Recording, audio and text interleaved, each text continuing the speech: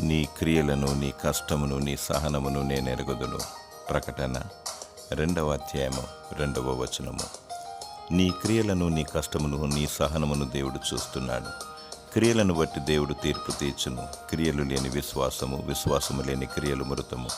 మంచి క్రియలు కలిగి దేవుణ్ణి మహిమపరచుము.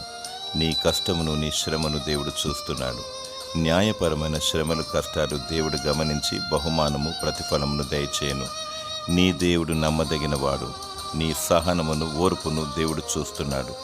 అంతము వరకు సహించువాడే రక్షింపబడును.